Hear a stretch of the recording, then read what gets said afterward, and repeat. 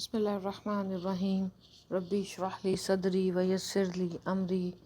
واحلل عقدۃ من لسانی یفقہوا قولی ربی زدنی علما۔ آج ہم بات کریں گے اللہ کے نبی حضرت نوح علیہ السلام کے بارے میں۔ حضرت نوح علیہ السلام اللہ کے برگزیدہ نبی تھے جو آج سے تقریباً 7000 سال پہلے عراق میں مبعوث ہوئے۔ آپ کا سلسلہ نسب یوں ہے: نوح بن مالک بن متواشالح بن خنوق بن یارد بن محائیل بن کنین بن انوش بن شیث بن آدم علیہ السلام۔ اللہ سبحانہ تعالیٰ نے حضرت نوح علیہ السلام کا ذکر قرآن حکیم میں 43 مقامات پر کیا ہے، اور حضرت نوح علیہ السلام کے نام سے قرآن حکیم میں ایک مکمل سورہ موجود ہے۔ حضرت نوح علیہ السلام کی پیدائش حضرت آدم کی وفات کے 126 سال بعد ہوئی، اور بعض علماء اکرام کے نزدیک 146 سال کا وقفہ ہے۔ حضرت نوح علیہ السلام کو اللہ سبحانہ تعالیٰ نے اس وقت بھیجا جب بتوں اور شیطانوں کی عبادت کی جانے لگی اور لوگ گمراہی اور دلالت کے گڑھوں میں دھنس گئے۔ تب اللہ تعالیٰ نے بندوں پر رحم کرتے ہوئے ان کو رسول بنا کر بھیجا، تو اس طرح یہ پہلے رسول ہیں جو اہل زمین کی طرف بھیجے گئے۔ ان کی بعثت کے وقت کی عمر کے بارے میں علماء کا اختلاف ہے۔ بعض کے مطابق بعثت کے وقت حضرت نوح علیہ السلام کی عمر 50 سال تھی، اور بعض علماء اکرام کے مطابق آپ کی عمر 350 سال تھی۔ اللہ سبحانہ تعالیٰ نے حضرت نوح اور ان کی قوم کے قصے کو قرآن حکیم میں متعدد جگہوں میں بیان فرمایا ہے، اور ان کی قوم کے کافروں پر عذاب، طوفان نوح، کشتی وغیرہ بہت سے کاموں کو مختلف جگہوں پر بیان فرمایا ہے، جن میں سورہ اعراف، سورہ یونس، سورہ ہود، سورہ انبیاء، سورہ مومنون، سورہ شعراء، سورہ عنکبوت، سورہ صفات، سورہ قمر اور پوری سورہ نوح، ان تمام صورتوں میں ان کے واقعے کی مختلف پہلوؤں پر روشنی ڈالی گئی ہے۔ جیسا کہ قرآن حکیم میں فرمان باری تعالیٰ ہے کہ ہم نے نوح کو ان کی قوم کی طرف بھیجا تو انہوں نے کہا کہ اے میری قوم کے لوگو، اللہ کی عبادت کرو، اس کے سوا تمہارا کوئی معبود نہیں، مجھے تمہارے بارے میں بڑے دن کے عذاب کا بہت ہی ڈر ہے۔ تو جو ان کی قوم کے سردار تھے وہ کہنے لگے، ہم تمہیں کھلی گمراہی میں مبتلا دیکھتے ہیں۔ انہوں نے کہا، اے قوم، مجھ میں کسی طرح کی گمراہی نہیں ہے، بلکہ میں رب العالمین کا پیغمبر ہوں، تمہیں اپنے رب کے پیغام پہنچاتا ہوں اور تمہاری خیر خواہی کرتا ہوں، اور مجھے اللہ سبحانہ تعالیٰ کی طرف سے ایسی باتیں معلوم ہیں جن سے تم بے خبر ہو۔ کیا تم کو اس بات سے تعجب ہوا ہے کہ تم میں سے ایک شخص کے ذریعے تمہارے رب کی طرف سے تمہارے پاس نصیحت آئی تاکہ وہ تم کو ڈرائے اور تم کو پرہیزگار بنائے اور تم پر رحم کیا جائے؟ مگر ان لوگوں نے ان کو جھٹلایا، تو ہم نے نوح علیہ السلام کو اور جو ان کے ساتھ کشتی میں سوار تھے ان سب کو بچا لیا، اور جن لوگوں نے ہماری آیتوں کی تکذیب کی تھی انہیں غرق کر دیا۔ کچھ شک نہیں کہ وہ اندھے لوگوں تھے۔ اسی طرح اللہ سبحانہ تعالیٰ قرآن مجید میں حضرت نوح علیہ السلام کے واقعے کے متعلق ایک مکمل سورہ نوح کے نام سے نازل فرمائی، جو کہ 2 رکوعوں پر مشتمل ہے۔ فرمان باری تعالیٰ ہے، شروع کرتی ہوں اللہ کے نام سے جو بڑا مہربان اور نہایت رحم والا ہے۔ ہم نے نوح کو اس کی قوم کی طرف بھیجا کہ پیشتر اس کے کہ ان پر دردناک عذاب واقع ہو، اپنی قوم کو ہدایت کر دو۔ انہوں نے کہا، اے قوم، میں تم کو واضح طور پر نصیحت کرتا ہوں کہ اللہ ہی کی عبادت کرو اور اس سے ڈرو اور میری اطاعت کرو، وہ تمہارے گناہ بخش دے گا۔ موت کے وقت مقرر تک تم کو مہلت عطا کرے گا، جب اللہ کا مقرر کیا ہوا وقت آ جاتا ہے تو خیر نہیں ہوتی۔ کاش تم جانتے ہوتے جب لوگوں نے نہ مانا تو نوح علیہ السلام نے اللہ سبحانہ تعالیٰ سے عرض کیا کہ اے رب، میں اپنی قوم کو رات دن بلاتا رہا، لیکن میرے بلانے سے وہ اور زیادہ گریز کرتے رہے۔ جب میں نے ان کو دعوت دی کہ توبہ کریں تو ان کو معاف فرمانے والا ہے، تو انہوں نے اپنے کانوں میں انگلیاں ڈال لیں اور کپڑے اوڑھ لیے اور اڑ گئے اور اکڑ بیٹھے۔ پھر میں نے ان کو کھلے طور پر بلاتا رہا اور ظاہر اور پوشیدہ بھی اس طرح سمجھاتا رہا اور کہا کہ اپنے رب سے معافی مانگو، وہ بڑا معاف کرنے والا ہے، وہ تم پر آسمان سے بارش برسائے گا اور مال اور بیٹوں سے تمہاری مدد فرمائے گا اور تمہیں باغ عطا کرے گا اور ان میں تمہارے لیے نہریں بہا دے گا۔ تم کو کیا ہوا ہے کہ تم اللہ کی عظمت کا اعتقاد نہیں رکھتے، حالانکہ اس نے تم کو طرح طرح کی حالتوں میں پیدا کیا؟ کیا تم نے نہیں دیکھا کہ اللہ نے 7 آسمان کیسے اوپر تلے بنائے اور چاند کو ان میں زمین کا نور بنایا اور سورج کو چراغ ٹھہرایا، اور اللہ نے تم کو زمین سے پیدا فرمایا، پھر اسی میں تمہیں لوٹا دے گا اور اسی سے تم کو نکال کھڑا کرے گا، اور اللہ ہی نے زمین کو تمہارے لیے فرش بنایا تاکہ اس کے بڑے بڑے کشادہ راستوں میں چلو پھرو۔ اس کے بعد تو نے عرض کی کہ میرے رب، یہ لوگ میرے کہنے پر نہیں چلے اور ایسوں کے تابع فرما ہوئے ہیں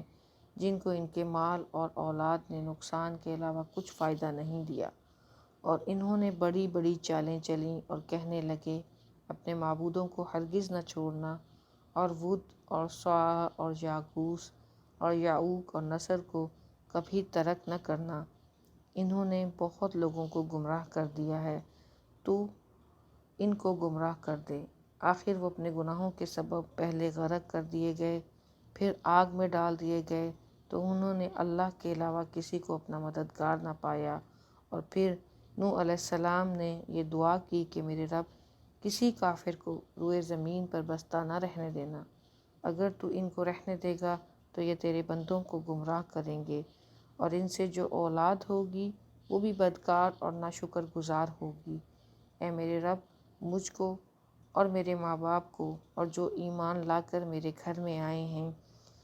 ان سب کو اور تمام ایمان والے مردوں اور ایمان والی عورتوں کو معاف فرما، اور ظالم لوگوں کے لیے تباہی اور بڑھا دے۔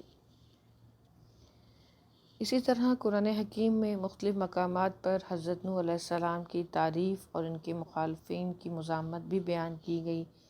جیسا کہ اللہ سبحانہ تعالیٰ نے فرمایا کہ اے محمد مصطفیٰ صلی اللہ علیہ وآلہ وسلم، ہم نے تمہاری طرف اسی طرح وحی بھیجی ہے جس طرح نوح علیہ السلام اور اس سے پچھلے نبیوں کی طرف بھیجی تھی، اور ابراہیم علیہ السلام، اسماعیل علیہ السلام، اسحاق علیہ السلام، یعقوب علیہ السلام اور اولاد یعقوب، عیسیٰ علیہ السلام، ایوب علیہ السلام، یونس علیہ السلام، ہارون علیہ السلام اور سلیمان علیہ السلام کی طرف بھی ہم نے وحی بھیجی تھی، اور داؤد علیہ السلام کو ہم نے زبور بھی عطا کی تھی، اور بہت سے پیغمبر ہیں جن کے حالات ہم تم سے پیشتر بیان کر چکے ہیں، اور بہت سے پیغمبر ہیں جن کے حالات تم سے بیان نہیں کیے گئے۔ اور موسیٰ علیہ السلام سے اللہ سبحانہ تعالیٰ نے باتیں بھی کیں۔ سب نبیوں کو اللہ نے خوشخبری سنانے والا اور ڈرانے والا بنا کر بھیجا تاکہ پیغمبروں کے آنے کے بعد لوگوں کو اللہ پر الزام کا موقع نہ رہے، اور اللہ غالب اور حکمت والا ہے بے شک۔ اسی طرح اللہ سبحانہ تعالیٰ سورہ نجم میں فرماتے ہیں کہ ان سے پہلے قوم نوح علیہ السلام کو بھی ہلاک کر ڈالا، کچھ شک نہیں کہ وہ لوگ بڑے ہی ظالم اور بڑے ہی سرکش تھے۔ اس طرح اللہ سبحانہ تعالیٰ سورہ حدید میں فرماتے ہیں،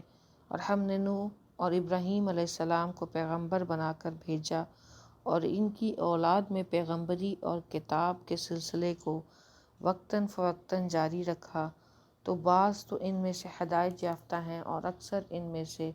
فرما برداری سے خارج ہیں۔ اللہ سبحانہ تعالیٰ سورہ تحریم میں فرماتے ہیں، اللہ نے کافروں کے لیے نوح کی بیوی اور لوط کی بیوی کی مثال بیان فرمائی ہے کہ وہ دونوں ہمارے نیک بندوں کے گھر میں تھیں، اور دونوں نے ان کی خیانت کی، تو وہ اللہ کے مقابل میں ان دونوں عورتوں کے کچھ بھی کام نہ آئے، اور ان کو حکم دیا گیا اور داخل ہونے والوں کے ساتھ تم بھی جہنم میں داخل ہو جاؤ۔ حضرت نوح علیہ السلام اور ان کے قوم کا واقعہ اور حال احوال قرآن اور احادیث سے ماخوذ ہے۔ حضرت آدم اور حضرت نوح علیہ السلام کے درمیان 10 زمانوں کا فاصلہ تھا، یعنی 10 پشتیں تھیں۔ پھر ان 10 اسلامی زمانوں کے بعد ایسے اور لوگ پیدا ہو گئے کہ یہ آخری لوگ بت پرستی میں مشغول ہو گئے، اور اللہ تعالیٰ نے فرمایا، اور وہ قوم نوح والے کہنے لگے اپنے معبودوں کو ہرگز نہ چھوڑنا، اور وہ ود، سواع، یاغوث، یعوق، نصر، ان تمام معبودوں میں سے کسی کو نہ چھوڑنا۔ اور در حقیقت یہ نام ان سے پہلے نیک لوگوں کے نام تھے۔ جب یہ دنیا سے چلے گئے تو شیطان نے ان کے دل میں وسوسہ ڈالا کہ ان کی یادگار کے طور پر ان کی مجالس میں جاؤ اور ان جیسے دوسرے ہم شکل بنا کر انہی کے نام سے رکھ لو۔ تو انہوں نے ایسا کر دیا، لیکن عبادت نہ کی۔ پھر جب یہ لوگ بھی چلے گئے تو ان کے بعد والے آئے اور علم بھی اٹھ چکا تھا، تو پھر یہ اپنے آباء و اجداد کی یادگاروں کی عبادت کرنے لگے۔ حضرت ابن عباس رضی اللہ تعالیٰ عنہ فرماتے ہیں کہ یہ بت بعد میں عرب قوم میں بھی رائج ہو گئے تھے۔ ابن جریر رضی اللہ تعالیٰ عنہ اپنی تفسیر میں محمد بن قیس سے روایت کرتے ہیں کہ حضرت نوح اور آدم علیہ السلام کے درمیان ساری قومیں صالحہ اور مسلمان گزریں، اور ان کے پیروکار بھی ان کی پیروی کرنے والے تھے۔ پھر جب یہ سب چلے گئے تو ان کے پیروکار نے کہا، اگر ہم ان کی صورتیں بنا لیں تو ان کی یاد میں ہم اپنے رب تعالیٰ کی صحیح عبادت کر سکیں گے۔ تو انہوں نے ان کی شکلیں بنا لیں۔ تو جب یہ بھی وفات پا گئے اور دوسرے لوگ آ گئے تو ابلیس نے ان کو وسوسے میں ڈالا اور کہا کہ ہمارے پہلے آباء و اجداد جنہوں نے ان کو بنایا وہ بھی انہی کی عبادت کرتے تھے اور انہی سے بارش اور دوسری چیزیں وغیرہ مانگتے تھے، لہٰذا سب ان کی عبادت میں لگ گئے۔ ابن ابی حاتم حضرت عروہ بن زبیر سے روایت کرتے ہیں کہ فرمانے باری تعالیٰ ہے کہ میں جو معبودان باطل کے نام ہیں، ود، یاغوث، یعوق، سواع، نصر، یہ سب حضرت آدم علیہ السلام کی اولاد ہیں، اور ان سب میں سے سب سے بڑے اور نیک صالح ود تھا۔ حضرت ابو جعفر باقر نماز پڑھ رہے تھے کہ آپ کے گرد کچھ لوگ جمع تھے، انہوں نے یزید بن محل کا ذکر چھیڑا۔ تو جب حضرت ابو جعفر باقر نماز سے فارغ ہو گئے تو فرمایا، تم نے یزید بن محلب کا ذکر چھیڑا، پس وہ ایسی زمین میں قتل ہوا جہاں سب سے پہلے غیر اللہ ود تھا، جس کا سورہ نوح میں ذکر آیا ہے، جو بہت نیک اور صالح مرد تھا اور اپنی قوم کا بہت پسندیدہ تھا۔ جب وہ فوت ہو گیا تو اس کی قوم کے لوگ اس کی قبر کے گرد جھک پڑے، اور قبر کی زمین وہ بابل کے شہر میں تھی، تو انہوں نے اس کی قبر پر گریوزاری میں ماتم برپا کر دیا۔ ابلیس لعین نے جب یہ دیکھا کہ یہ اس قدر غم و فکر میں مبتلا ہیں تو ایک انسانی صورت میں ان کے پاس آیا اور کہا کہ میں دیکھتا ہوں کہ تم لوگ اس مرد پر بہت آہوزاری میں مصروف ہو، تو کیا میں تمہارے لیے اس مرد صالح کی صورت نہ بنا دوں جس کو اپنی مجالس گاہوں میں رکھ کر یا سجا کر اس کی عبادت کرو اور دیکھ دیکھ کر اس کی یاد میں اپنے آپ کو تسکین دو؟ تو لوگوں نے کہا، کیوں نہیں؟ تو شیطان لعین نے اس کی صورت بنا دی، تو لوگوں نے اس کو اپنی مجالس گاہوں میں رکھ لیا اور برابر اس کا ذکر چھیڑے رکھتے۔ تو شیطان نے ترقی کی منزلیں طے کرتے ہوئے جب دیکھا کہ یہ اس کی یاد و ذکر میں بہت ہی منہمک ہیں، تو ان سب کو کہا کہ کیا میں تم سب کے لیے ایک ایک اس کی شکل نہ بنا دوں؟ تم سب اپنے اپنے گھروں میں رکھ لینا۔ تو انہوں نے کہا، صحیح ہے۔ تو شیطان نے سب کو ایک ایک شکل بنا دی، تو گھروں میں اس کا ذکر اور یاد رہتی۔ جب ان کی اولاد ہوئی اور انہوں نے اپنے آباء و اجداد کو دیکھا، اور آبا نے بھی اس کی وصیت کی کہ ہمارے بعد اس کا ذکر یاد رکھنا، تو جب آبا چلے گئے تو ان کی اولاد نے اس کو اپنا معبود بنا لیا۔ تو اس طرح سب سے پہلے غیر اللہ دنیا میں معبود غیر حق بنایا گیا، جس کا نام بت تھا، جس نے خود اپنے آپ کو اللہ کا ادنا بندہ غلام بنا کر رکھا تھا۔ اور اس سے یہ معلوم ہو گیا کہ تمام بتوں کی ابتدا، جن کو بھی لوگوں نے پوجا، ان سب کی ابتدا اس بت سے پڑی۔ جب اس شکل کو کافی عرصہ گزر گیا تو اس کے پجاریوں نے اس کو ایک مجسمے کی شکل میں بنا لیا۔ پہلے تو صرف صورت تھی، اس طرح ان کا معبود پہلے سے مضبوط و ثابت ہو گیا۔ اور اس کے علاوہ دوسرے بت جن کا قرآن حکیم میں اسی کے نام کے ساتھ ذکر ہے، تو ان دوسرے تمام بتوں کی ابتدا اسی سے پڑی۔ پھر جب کچھ عرصہ بیت گیا تو ان کے پجاریوں نے ان بتوں اپنے معبودوں کو مزید ترقی دی، اس طرح سے کہ پہلے تو یہ محض صورتیں تھیں، اب ان کے باقاعدہ مجسمے بنا ڈالے تاکہ یہ مضبوط ثابت ہو جائیں، اور اب تک تو ان کے ساتھ اللہ کی بھی عبادت ہو رہی تھی۔ پھر نعوذ باللہ اللہ کی عبادت کو بالکل چھوڑ کر اس پر مر مٹے، اور بتوں کی عبادت میں ان کے پجاریوں کے بہت سے مسلک ہیں، جن کو ہم نے اپنی تفاسیر میں پہلے بھی ذکر کیا ہے۔ اللہ ہی کے لیے اس پر تمام تعریفیں اور احسان ہیں۔ صحیح بخاری اور مسلم میں رسول اکرم صلی اللہ علیہ وآلہ وسلم سے مروی ہے کہ آپ کے پاس حضرت ام سلمہ اور حضرت ام حبیبہ رضی اللہ تعالیٰ عنہا نے ایک گرجے کا ذکر کیا جو انہوں نے حبشہ کی زمین میں دیکھا تھا، جس کو ماریہ کے نام سے پکارا جاتا تھا، اور دونوں ام المؤمنین نے اس کے حسن اور اس کے اندر لگی ہوئی تصاویر کا ذکر کیا۔ تو اس پر رسول اکرم صلی اللہ علیہ وآلہ وسلم نے فرمایا، وہ لوگ ایسے تھے جب ان میں سے کوئی نیک اور صالح شخص فوت ہو جاتا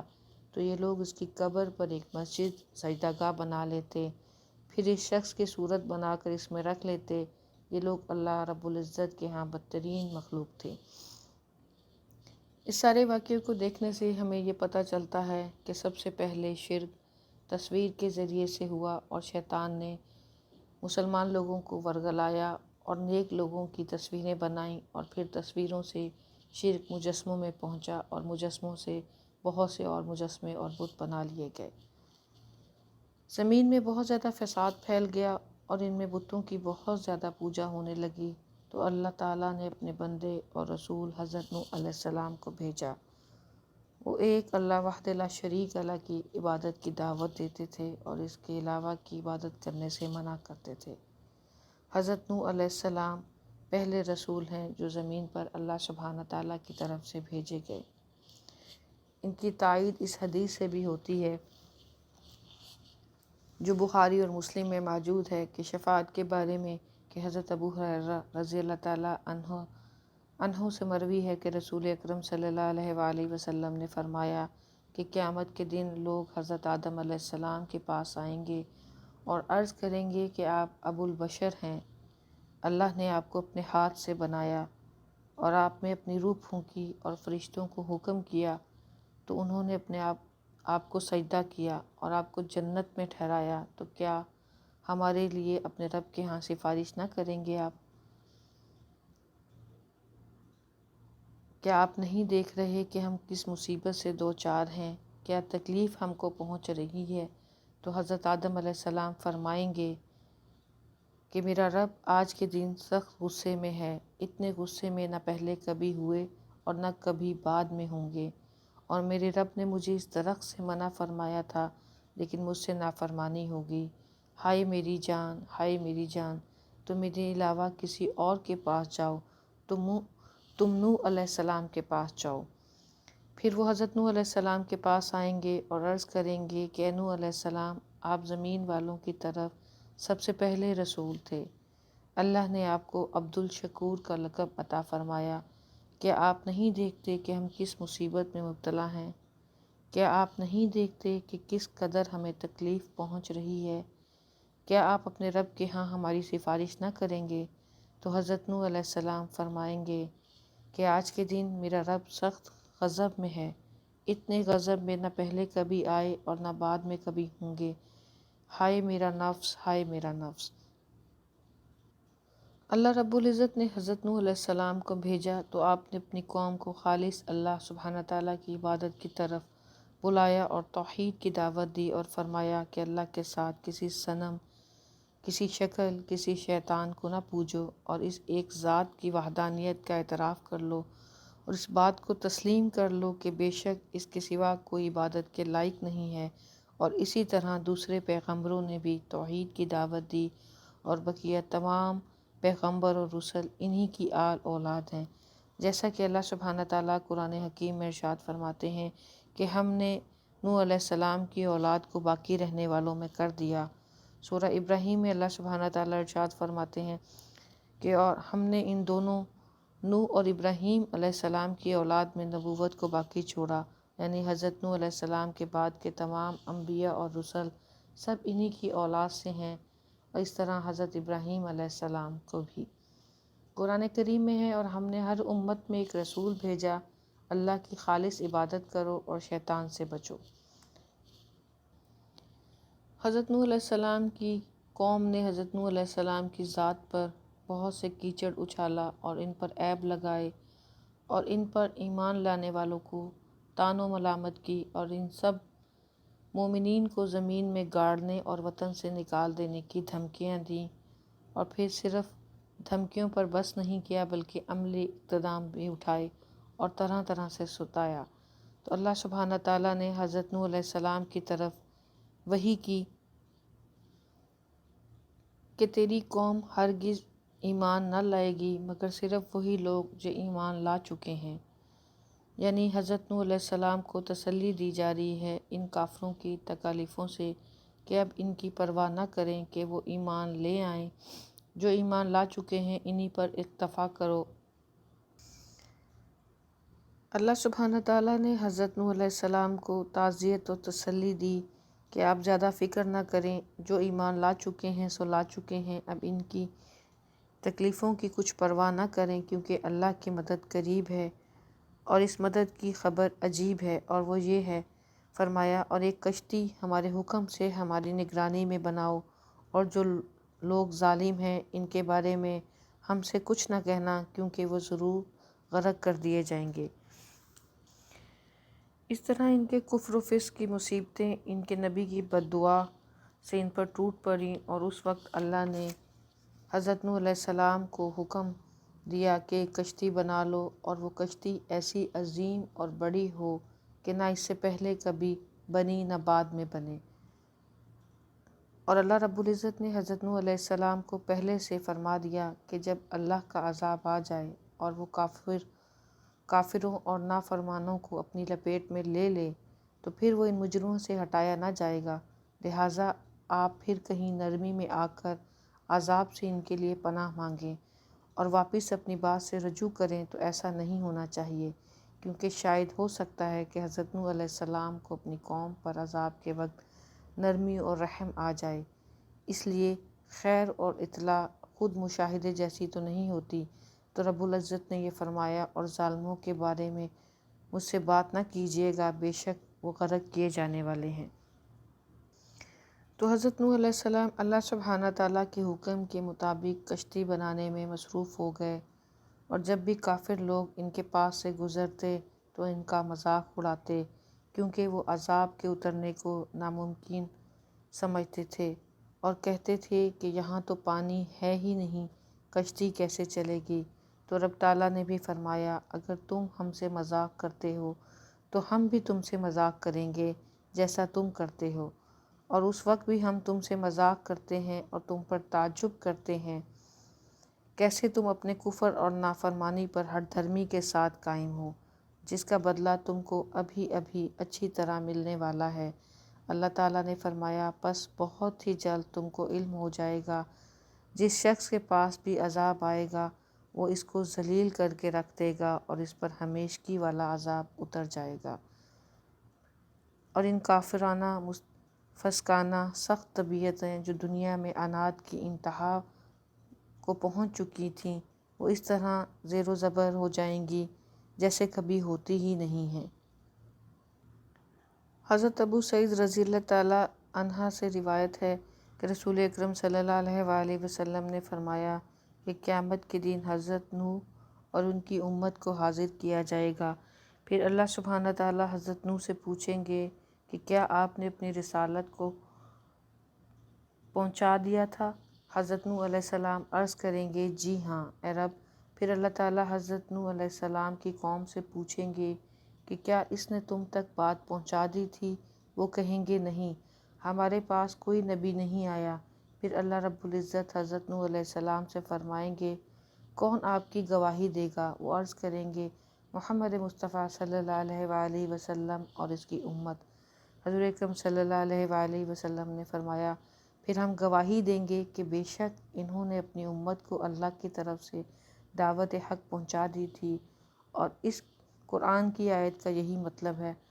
اور اس طرح ہم نے تم کو درمیانی امت بنایا تاکہ تم قیامت کے دن لوگوں پر گواہ بن جاؤ، اور رسول اللہ صلی اللہ علیہ وآلہ وسلم تم پر گواہ بن جائیں گے۔ اور اسی طرح تمام رسولوں کا معاملہ ہے، حتیٰ کہ حضرت عیسیٰ علیہ السلام نے بھی اپنی قوم کو دجال تک کے فتنے کے نکلنے اور اس سے بچنے کی خبر و تاکید کی، اگرچہ ان کے زمانے میں اس کے نکلنے کا امکان نہ تھا، پھر بھی ان پر شفقت کرتے ہوئے، ان پر رحم کھاتے ہوئے پہلے ہی بتا دیا۔ جیسا کہ بخاری شریف میں حضرت ابن عمر رضی اللہ تعالیٰ عنہ فرماتے ہیں کہ رسول اکرم صلی اللہ علیہ وآلہ وسلم لوگوں کے درمیان کھڑے ہوئے اور اللہ کی تعریف کی جیسے کہ اس کا حق ہے، پھر دجال کا ذکر فرمایا اور فرمایا میں تم سب کو اس سے ڈراتا ہوں، اور کوئی نبی ایسا نہیں گزرا مگر اس نے اپنی قوم کو اس کے فتنے سے نہ ڈرایا ہو۔ نوح علیہ السلام نے بھی اپنی قوم کو اس کے فتنے سے ڈرایا، لیکن اس کے بارے میں ایک ایسی خاص بات میں تم کو بتاتا ہوں جو کسی نبی نے اپنی امت کو نہیں بتائی، وہ یہ ہے کہ دجال کانا ہوگا اور خدا ہونے کا دعویٰ کرے گا، اور بے شک اللہ کا کانا نہیں ہے۔ ایک اور روایت بخاری اور مسلم میں اس طرح سے ہے کہ حضرت ابو ہریرہ رضی اللہ تعالیٰ عنہ سے روایت کرتے ہیں کہ رسول اکرم صلی اللہ علیہ وآلہ وسلم نے فرمایا یاد رکھو میں تم کو دجال کے بارے میں ایک ایسی بات بتاتا ہوں جو کسی نبی نے اپنی امت کو نہیں بتائی، وہ یہ ہے کہ وہ کانا ہوگا اور اپنے ساتھ جہنت اور جہنم لے کر آئے گا، اور جس کو وہ جنت کہہ رہا ہوگا وہ حقیقت میں ایک جہنم ہوگی، اور میں تم کو ڈراتا ہوں جس طرح نوح علیہ السلام نے اپنی قوم کو اس سے ڈرایا۔ بس اللہ سبحانہ تعالیٰ نے حضرت نوح علیہ السلام کی بد دعا قبول فرمائی اور اللہ رب العزت نے ان کو کشتی بنانے کا حکم دیا، اور بعض علماء اکرام کے مطابق اللہ نے ان کو یہ بھی حکم فرمایا کہ درخت اگاؤ جس سے کشتی بنائی جائے گی، تو حضرت نوح علیہ السلام نے وہ درخت اگایا اور 100 سال تک اس کا انتظار کیا، پھر اس کو کاٹ کر چھیلا، ہموار کیا۔ اس میں بھی ایک قول کے مطابق 100 سال اور دوسرے قول کے مطابق 40 سال ہیں۔ محمد بن اسحاق حضرت سوری رضی اللہ تعالیٰ عنہ سے روایت کرتے ہیں کہ وہ لکڑی ساگوان کی لکڑی تھی، اور دوسرے قول کے مطابق وہ لکڑی صنوبر کی لکڑی تھی۔ حضرت قتادہ رضی اللہ تعالیٰ عنہ فرماتے ہیں کہ کشتی کی لمبائی 300 گز تھی اور چوڑائی 50 گز تھی، یہ تورات میں درج ہے، جبکہ حسن بصری فرماتے ہیں کہ کشتی کی لمبائی 600 گز اور چوڑائی 300 گز تھی۔ یہ اختلاف کشتی کی لمبائی اور چوڑائی میں ہے، لیکن اونچائی میں سب فرماتے ہیں کہ وہ 30 گز اونچی تھی،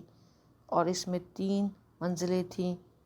ہر منزل 10 گز کی تھی۔ سب سے نچلی منزل جانوروں اور وحشی جانوروں کے لیے تھی، اور درمیانی منزل انسانوں کے لیے، اور سب سے اونچی چرند پرند کے لیے، اور دروازہ چوڑائی میں تھا، اور اس کے اوپر پورا ایک ڈھکن تھا جس سے وہ بند کر دی جاتی تھی۔ اب اللہ کے حکم سے کشتی میں کون کون سوار ہوئے، تو اللہ رب العزت کا فرمان ہے کہ جب ہمارا عذاب آ گیا اور تنور ابل پڑا تو ہم نے نوح علیہ السلام کو کہا اس میں ہر قسم کے جانور کے جوڑے اور اپنے گھر والے سوار کر لے، مگر جن کے بارے میں عذاب کی بات پہلے گزر چکی ہے ان کو سوار نہ کریے، اور ایمان والوں کو بھی، اور ان کے ساتھ ایمان لانے والے بہت ہی کم تھے۔ طوفان کے وقت حضرت نوح علیہ السلام کی اولاد یہ تھی حام، سام، یاسف، اس یام کا نام اہل کتاب نے کنعان رکھا ہے، جو کافروں کے ساتھ ڈوب گیا تھا، اور ان سب کی ماں حضرت نوح علیہ السلام کی بیوی۔ اس کے بارے میں کہا گیا ہے کہ وہ طوفان سے پہلے ہی وفات کر گئی تھی، اور ایک قول کے مطابق وہ غرق ہونے والوں کے ساتھ غرق ہو گئی تھی۔ حضرت نوح علیہ السلام نے کشتی میں جانوروں کے جوڑے، پرندوں کے جوڑے اور اہل ایمان والوں کو سوار کیا، اور پھر اللہ سبحانہ تعالیٰ نے کشتی کو حکم دیا کہ وہ پانی میں بہنا شروع کر دے، اور پھر کشتی میں سوار ہونے کے بارے میں اللہ تعالیٰ نے دعا پڑھنے کا حکم دیا۔ بس جب تو اور تیرے ساتھ ایماندار لوگ کشتی پر برابر سوار ہو جائیں تو کہو تمام تعریفیں اللہ ہی کے لیے ہیں، جس نے ہم کو ظالم قوم سے نجات عطا فرمائی۔ اور یہ دعا بھی پڑھنا، اے رب مجھے برکت والی جگہ میں اتار، اور تو اتارنے والوں میں سب سے بہتر اتارنے والا ہے۔ اور کشتی کے چلنے کے بارے میں اللہ سبحانہ تعالیٰ نے فرمایا، اور وہ کشتی ان کو لے کر پانی کی طوفانی لہروں میں پہاڑ کی طرف چلنے لگی، کیونکہ اللہ تعالیٰ نے آسمان سے ایسی بارش برسائی کہ زمین نے کبھی پہلے آسمان کو اس طرح برستے نہ دیکھا ہوگا، اور نہ کبھی پھر برستا دیکھے گی۔ آسمان سے پانی ایسے برس رہا تھا جیسے مشکیزوں کے منہ کھل گئے ہوں، اور اسی پر بس نہیں بلکہ زمین کے بھی تمام سوتے سوراخ اور اعتراف سے پانی کے چشمے دڑا دڑ کھول دیے گئے، جیسے اللہ تعالیٰ نے فرمایا۔ پس نوح نے اپنے رب کو آواز دی کہ بے شک میں مغلوب ہو چکا ہوں، بس میری مدد فرمائیے۔ تو بس ہم نے تیز بارش کے ساتھ آسمان کے دروازے کھول دیے اور زمین کو چشموں کی صورت میں کھول دیا، بس پانی تباہی کے ساتھ ایک کام کافروں کو غرق کرنا جو مقدر ہو چکا تھا اس پر جمع ہو گیا، اور ہم نے نوح کو بما اس کے اہل اور مومن لوگ وغیرہ ہم نے اس کو ایک کشتی پر سوار کر لیا جو تختوں اور کیلوں سے تیار کی گئی تھی، جو ہماری ہی نگرانی میں چل رہی تھی۔ یہ بدلہ اس کا ہے جس سے کفر کیا گیا، یعنی کشتی ہماری حفاظت اور نگہبانی میں چل رہی تھی۔ ابن جریر رضی اللہ تعالیٰ عنہ فرماتے ہیں کہ قبطی مصر کے نصرانیوں کی جماعت کے حساب سے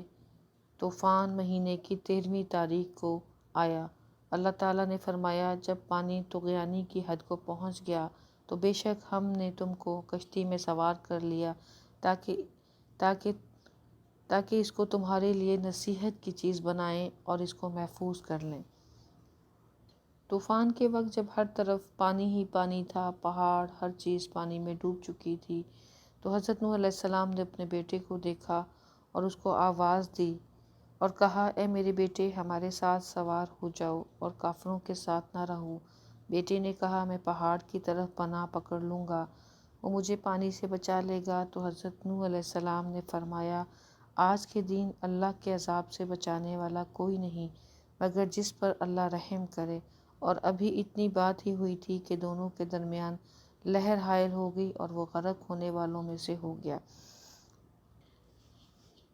اور پھر فرمان باری تعالیٰ ہے کہ کہا گیا کہ اے زمین اپنا پانی نگل لے، اور اے آسمان تھم جا، اور پانی خشک ہو گیا اور عذاب کا فیصلہ پورا ہو گیا، اور کشتی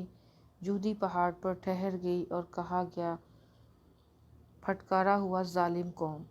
یعنی جب زمین اللہ کے دشمنوں سے فارغ ہو گئی اور اس پر کوئی غیر اللہ کو پوجنے والا نہ رہا، تو پھر اللہ نے حکم دیا کہ زمین اپنے پانی کو نگل جا، اور اے آسمان برسنے سے تھم جا، اور پانی خشک ہو گیا اور عذاب اپنی تکمیل کو پہنچ گیا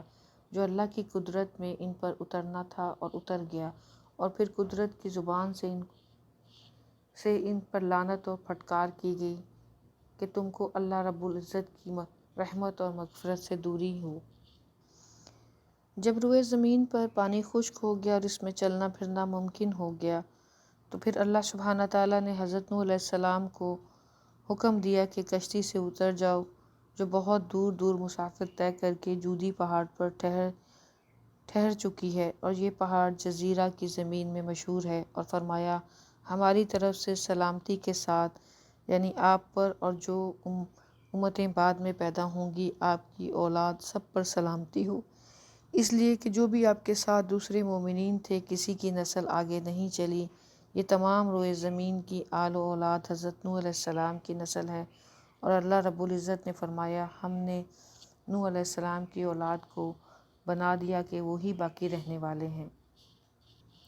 تو آج جو بھی روئے زمین پر آباد ہیں وہ حضرت نوح علیہ السلام کی 3 لڑکوں میں سے کسی ایک کی اولاد ہیں۔ عبداللہ بن عباس رضی اللہ تعالیٰ عنہ سے مروی ہے کہ حضرت عیسیٰ علیہ السلام کے حواریوں نے ان سے کہا کہ کیا ہی اچھا ہوتا کہ آپ ہمارے لیے ایسے آدمی کو زندہ فرمائیں جو ہمیں نوح علیہ السلام کی کشتی کے متعلق مفصل بتائے۔ حضرت عبداللہ بن عباس رضی اللہ تعالیٰ عنہ فرماتے ہیں کہ حضرت عیسیٰ علیہ السلام نے ایک تودے یعنی ڈھیر پر تشریف لائے اور اس مٹی میں سے ایک مشت بھر کر فرمایا کہ تم جانتے ہو یہ کس کی مٹی ہے؟ انہوں نے کہا کہ اللہ اور اس کے رسول زیادہ جانتے ہیں۔ تو حضرت عیسیٰ علیہ السلام نے فرمایا یہ کعب حام بن نوح کی مٹی ہے۔ راوی فرماتے ہیں کہ اس کے بعد حضرت عیسیٰ علیہ السلام نے اس مٹی کے تودے پر اپنی لاٹھی ماری اور کہا کہ اللہ کے حکم سے کھڑا ہو جا، بس وہ اپنے سفید بالوں سے مٹی جھاڑتا ہوا کھڑا ہو گیا۔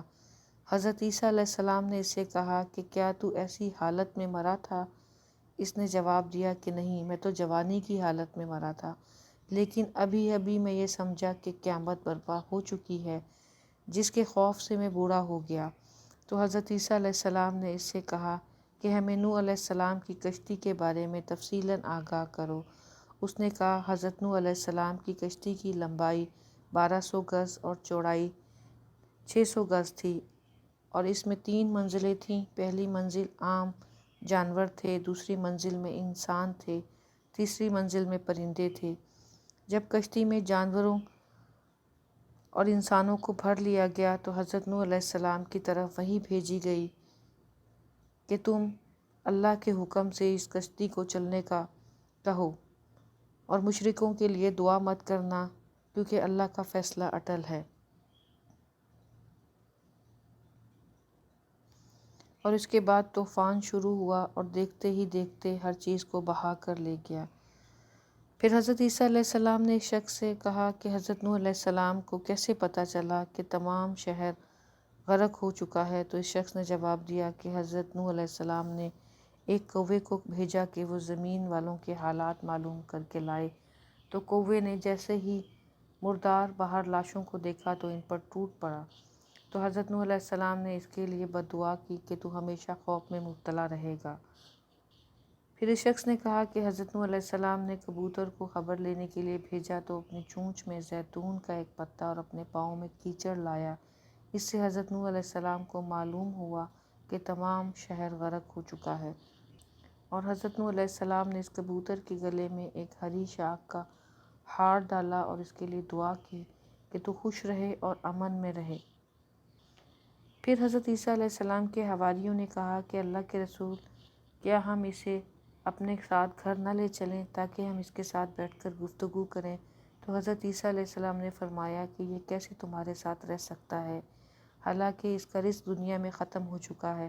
پھر حضرت عیسیٰ علیہ السلام نے اس شخص کو حکم دیا کہ تم اللہ کے حکم سے اپنی اصلی حالت کی طرف لوٹ جاؤ،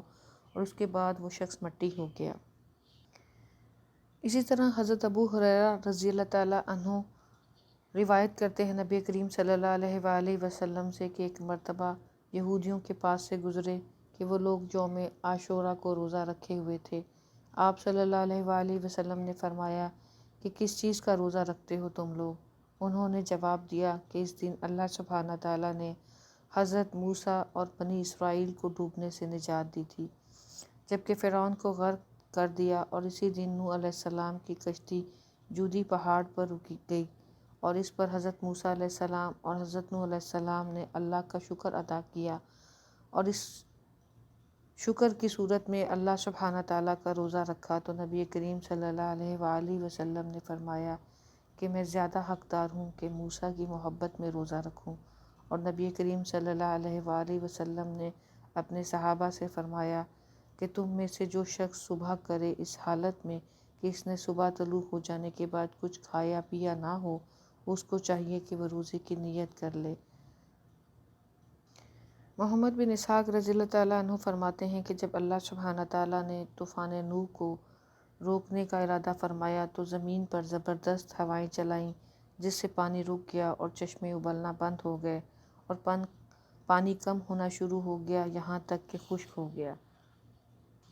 اہل تورات کے خیال کے مطابق کشتی جودی پہاڑ پر رجب کی 10ویں تاریخ کو ٹھہری اور 10ویں مہینے شوال کی پہلی تاریخ کو پہاڑوں کی چوٹیاں نمودار ہونا شروع ہو گئیں۔ اس کے 40 روز گزر جانے کے بعد حضرت نوح علیہ السلام نے اپنی کشتی کی کھڑکی کھولی اور دیکھا کہ زمین پر طوفان ختم ہو چکا، جبکہ ابن اسحاق رضی اللہ تعالیٰ عنہ فرماتے ہیں کہ دوسرے سال کے دوسرے مہینے کی 26 تاریخ کو اللہ سبحانہ تعالیٰ نے حضرت نوح کو حکم دیا، جیسے کہ قرآن مجید میں ارشاد ہے کہ حکم ہوا کہ نوح ہماری طرف سے سلامتی اور برکتوں کے ساتھ جو تم اور تمہارے ساتھ کی جماعت پر نازل کی گئی ہیں اتر آؤ، اور کچھ جماعتیں ہوں گی جن کو ہم دنیا کے فائدے سے نفع دیں گے، پھر ان کو ہماری طرف سے دردناک عذاب پہنچے گا۔ اہل کتاب نے بیان کیا ہے کہ اللہ سبحانہ تعالیٰ نے حضرت نوح علیہ السلام کے ساتھ کلام کیا اور حکم دیا کہ اب تم اور تمہاری بیوی، تمہارے بیٹے اور تمہارے بیٹوں کی بیویاں اور سب چوپائے باہر نکل آؤ تاکہ افزائش نسل ہو اور زمین میں انسان کی آبادی بڑھے۔ تو حضرت نوح علیہ السلام نے تمام لوگوں کو باہر نکالا اور حلال چوپائے اور حلال پرندوں کی اللہ رب العزت کا قرب حاصل کرنے کے لیے قربانی کی۔ اس کے نتیجے میں اللہ سبحانہ تعالیٰ نے حضرت نوح علیہ السلام سے وعدہ فرمایا کہ آئندہ کبھی بھی اہل زمین پر ایسا زبردست طوفان نہیں آئے گا، اور اس وعدے کے لیے اللہ سبحانہ تعالیٰ نے ایک علامت مقرر فرما دی جس کو قوس قزح کہا جاتا ہے۔ ابن عباس رضی اللہ تعالیٰ عنہ سے مروی ہے کہ یہ قوس قزح اللہ سبحانہ تعالیٰ کی طرف سے طوفان سے امن کا پیغام ہے، اور بعض مفسرین نے فرمایا کہ قوس قزح اس بات کی نشانی ہے کہ اب طوفان نوح جیسا طوفان کبھی نہیں آئے گا۔ بعض لوگ اس طوفان کے آنے کو جھٹلاتے ہیں، جبکہ اس کا ذکر واضح طور پر قرآن میں موجود ہے کہ یہ طوفان نوح واقع ہوا تھا اور اس طوفان نے پوری روئے زمین کو اپنی لپیٹ میں لے لیا، جس کے نتیجے میں کوئی بھی کافر زندہ نہیں بچا، سب غرق ہو چکے ہیں۔ اور حضرت نوح علیہ السلام کی یہ بد دعا کا اثر تھا جو کہ ان کی یقینی تقدیر میں نافذ ہو چکا تھا، جس پر بے شمار قرآنی آیات نازل ہو چکی ہیں۔ اس لیے طوفان نوح سے انکار کرنا صحیح معنوں میں اللہ کے قرآن سے انکار کرنے کا مطلب ہے۔ اللہ سبحانہ تعالیٰ فرماتے ہیں کہ بے شک نوح ہمارے شکر گزار بندے تھے، اور حضرت نوح علیہ السلام ہر حالت میں اللہ سبحانہ تعالیٰ کی تسبیح و تمجید بیان کرتے رہے،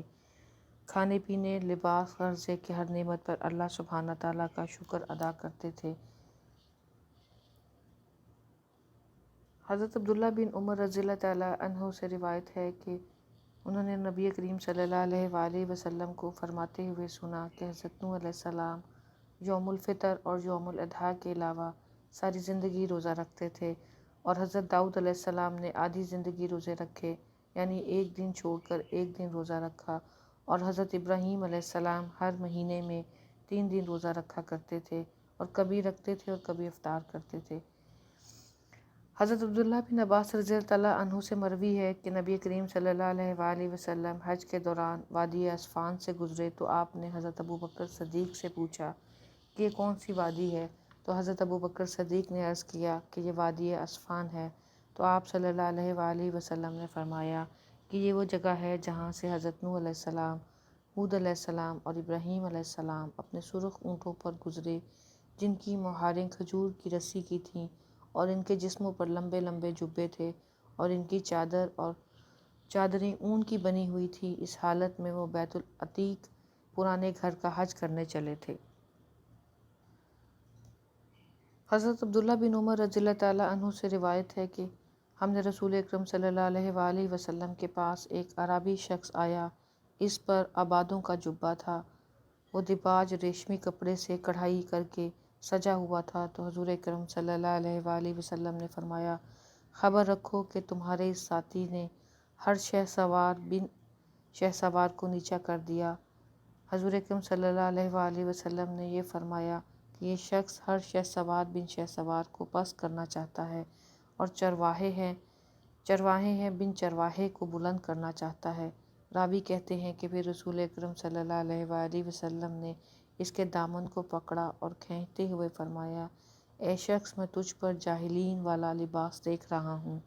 پھر فرمایا، بے شک اللہ کے پیغمبر نوح علیہ السلام کے انتقال کا وقت جب قریب آ گیا تو انہوں نے اپنے بیٹوں کو وصیت کرتے ہوئے فرمایا، میں تجھ کو وصیت کرتا ہوں، 2 چیزوں کا حکم کرتا ہوں اور 2 چیزوں سے منع کرتا ہوں۔ میں تجھے لا الہ الا اللہ کا حکم کرتا ہوں۔ بے شک اگر 7 آسمان اور 7 زمین ایک پلڑے میں رکھ دیے جائیں اور دوسرے پلڑے میں یہ کلمہ رکھ دیا جائے تو بے شک لا الہ الا اللہ والا پلڑا بھاری ہو جائے گا۔ اگر 7 آسمان اور 7 زمین ایک حلقہ بن جائیں پھر بھی لا الہ الا اللہ ان پر بھاری ہو جائے گا۔ اور دوسری بات جس کا میں حکم دیتا ہوں وہ یہ ہے کہ سبحان اللہ و بحمدہ، بے شک ہر چیز کو کفایت کرنے والی ہے اور مخلوق کو رزق اسی کے ذریعے سے ملتا ہے، اور میں تجھے منع کرتا ہوں 2 چیزوں سے، شرک اور تکبر سے۔ صحابہ کرام نے نبی کریم صلی اللہ علیہ وآلہ وسلم سے پوچھا، شرک تو ہم جان گئے کہ کیا ہے، لیکن یہ تکبر کیا ہے؟ کیا تکبر یہ ہے کہ ہم میں سے کسی کے پاس 2 عمدہ جوتے ہوں اور ان کے تسمے بھی اچھے ہوں؟ تو آپ صلی اللہ علیہ وآلہ وسلم نے فرمایا، نہیں۔ پھر پوچھا، تو کیا یہ تکبر ہے کہ ہم میں سے کسی کے پاس عمدہ جوڑے ہوں جس کو ہم پہنتے ہوں؟ فرمایا کہ نہیں۔ تو پھر صحابہ کرام نے فرمایا کہ تکبر کیا ہے؟ تو اللہ کے رسول نے کہا کہ حق سے انکار کرنا اور ہر دھرمی کرنا اور لوگوں کو حقارت کی نگاہ سے دیکھنا، یہ تکبر ہے۔ اللہ سبحانہ تعالیٰ نے حضرت نوح علیہ السلام کو بہترین صفات سے نوازا۔ حضرت نوح علیہ السلام اولو العزم پیغمبر تھے۔ ان کو شریعت بھی جداگانہ ملی تھی۔ ان سے پہلے انبیاء حضرت آدم علیہ السلام، حضرت شیث علیہ السلام اور حضرت ادریس علیہ السلام کی شریعت پر چلتے تھے۔ اللہ سبحانہ تعالیٰ نے آپ کو آدم ثانی کا لقب دیا جو نبی کریم صلی اللہ علیہ وآلہ وسلم کی طرف سے عطا ہوا، کیونکہ آپ کی نسل سے ہی اس عالم انسان کی دوبارہ پیدائش ہوئی۔ اللہ سبحانہ تعالیٰ نے حضرت نوح علیہ السلام کو بنی نوح انسان کی طرف پہلا رسول بنا کر بھیجا۔ آپ سب سے پہلے رسول ہیں جن کی بد دعا سے قوم تباہ ہو گئی۔ رسول اکرم صلی اللہ علیہ وآلہ وسلم کے بعد قیامت کے دن انبیاء اور رسولوں میں دوسرے نمبر پر آپ اپنی قبر مبارک سے مٹی جھاڑتے ہوئے نکلیں گے۔ کسی نبی کو اللہ سبحانہ تعالیٰ نے اتنی دراز عمری نہیں عطا فرمائی جتنی کہ آپ کو عطا فرمائی۔ آپ اللہ سبحانہ تعالیٰ کی اس قدر عبادت کرتے تھے کہ دن اور رات میں 700 رکعت نماز ادا کرتے تھے۔ آپ کا اصل نام عبد الغفار یا عبد الشکور تھا۔ آپ کو نوح علیہ السلام کا لقب اس لیے ملا کہ آپ بہت زیادہ نوحہ کیا کرتے تھے، یعنی اللہ سے ڈرنے والے، اللہ سے رونے والے اور اللہ کا شکر ادا کرنے والے تھے۔ اگر ہم شروع سے لے کر آخر تک تمام قرآن کو سمجھیں اور دیکھیں تو اس سے پتہ چلتا ہے کہ اللہ سبحانہ تعالیٰ نے 1,24,000 انبیاء کو دنیا میں بنی نوع انسان کی اصلاح کے لیے بھیجا، اور تمام انبیاء اور رسل کا پیغام ایک ہی تھا کہ لا الہ الا اللہ، کہ اللہ کے ساتھ کسی کو شریک نہ ٹھہرایا جائے، اور اللہ کے بھیجے ہوئے صحیفوں اور اس کی کتابوں پر ایمان لایا جائے۔ بے شک اللہ سبحانہ تعالیٰ ہی اس کائنات کو بنانے والے ہیں اور ہر شخص کو اسی کی طرف لوٹ کر جانا ہے۔ اللہ سبحانہ تعالیٰ ہماری اس کوشش کو قبول و مقبول فرمائے، ہمیں دین اسلام کو سمجھنے پر اور اس پر عمل پیرا ہونے کی توفیق عطا فرمائے، اور صحیح معنوں میں ہمیں قرآن کو سمجھنے اور اس پر عمل کرنے کی توفیق عطا فرمائے۔ وآخر دعوانا ان الحمد للہ رب العالمین۔